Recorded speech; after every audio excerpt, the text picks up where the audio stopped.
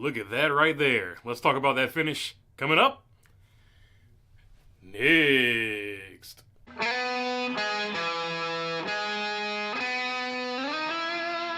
What's going on, everybody? Hope you're doing good today. And just in case you haven't seen it, that right there, that is the finish of the NASCAR Atlanta race, where Daniel Suarez, by just a few inches, it looks like, over Kyle Busch and Ryan Blaney. Ryan Blaney finished in second. Kyle Busch finished in third.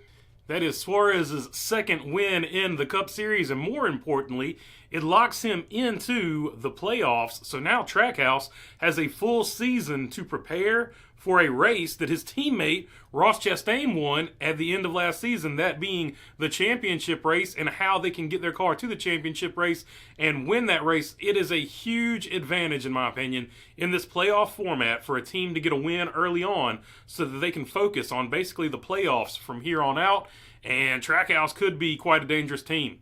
That wasn't the only thing really to cover this weekend, because there were a ton of wrecks in the Cup Series race, and Atlanta itself was a whole different experience for the NASCAR Cup Series than it was the Xfinity and Truck Series. If you watch the Xfinity and Truck races, you would notice that it was single file. The truck race, single file, it was really hard to pass. Xfinity race, single file, hard to pass. So coming into this Cup race, a lot of people were like, oh man, this is going to be a boring race. They're going to go single file.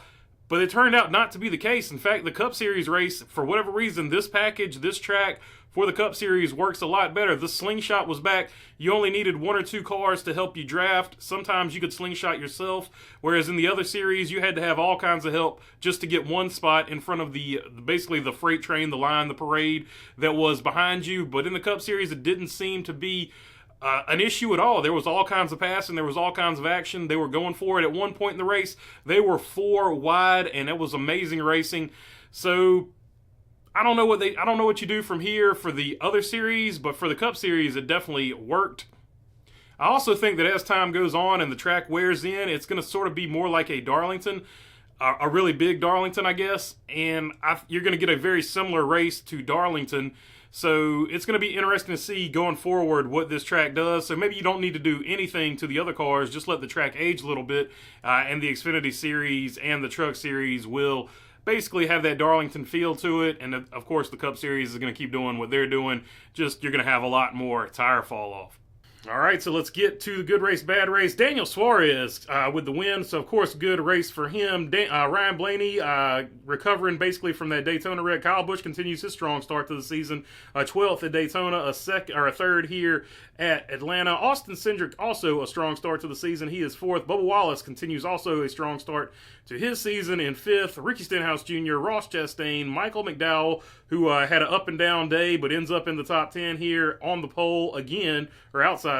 He was on the pole, outside pole for Daytona. Chris Buescher finishes 9th after some trouble, and Ty Gibbs continues his strong sophomore season in 10th. 11th place, Harrison Burton. Harrison Burton finally finishes a super speedway race and gets the result that he deserves. Martin Truex Jr., Corey LaJoie, good run for Kaz Grala and Rick Ware Racing. Rick Ware Racing, both cars in the top 20, and Chase Elliott 15th. 20th place for Rick Ware Racing was Justin Haley.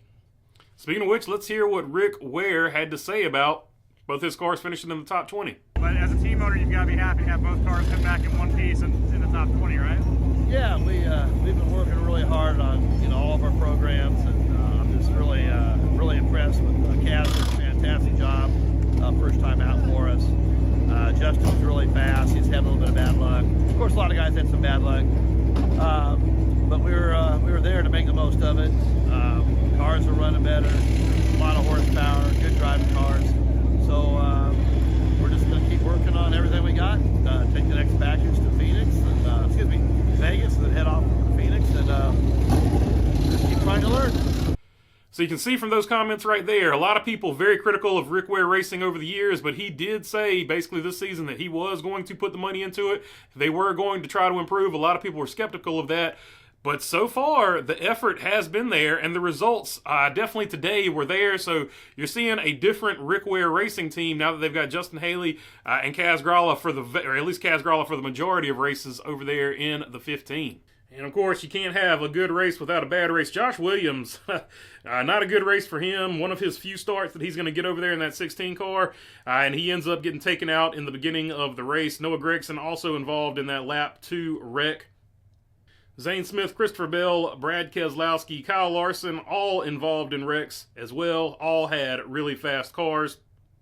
And really, everybody from 20th on below was involved in some type of wreck. Some rallied to finish, lower 20s or top 20s. Some didn't get the finish. But anyway, the wrecks were the other thing we need to talk about.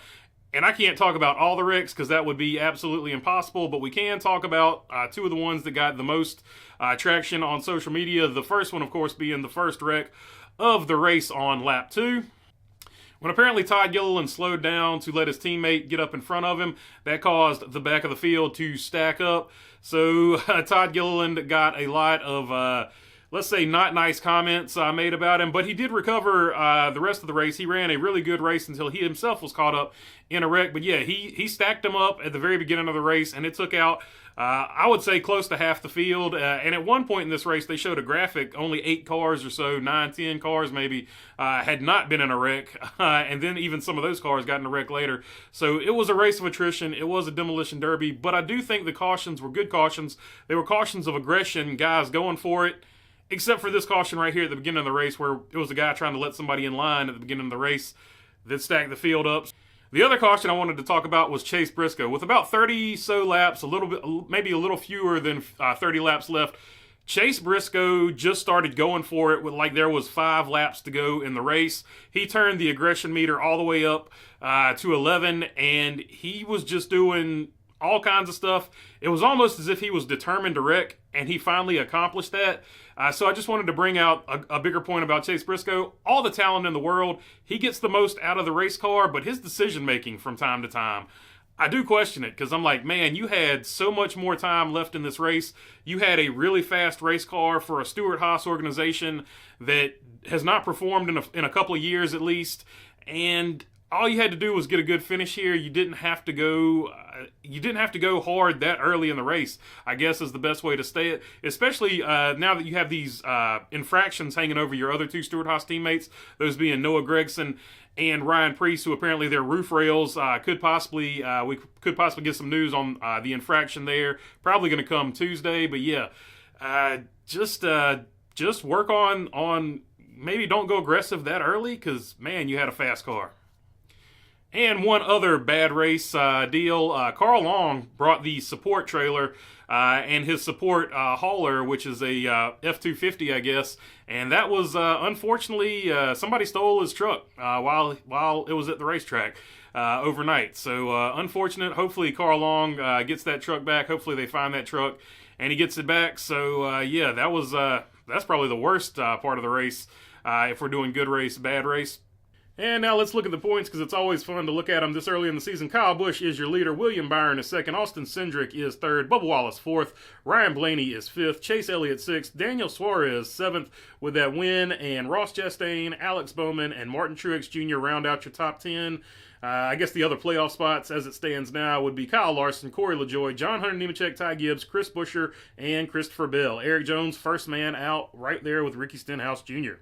Of course, there's a lot of season left to go, so that's sort of irrelevant. Just something fun I like to throw out there. All right, that's all I got for you on this one. If you made it this far, I would love to have your subscription. If not, I'll keep making these things. If you're already subscribed, I appreciate you all as well. If you got a question or comment or anything, I try to get to as many of them I can, so leave it down below. If you want to visit the merch store, we do have sweatshirts now, so the link is in the description. And other than that, thanks for your time. Peace.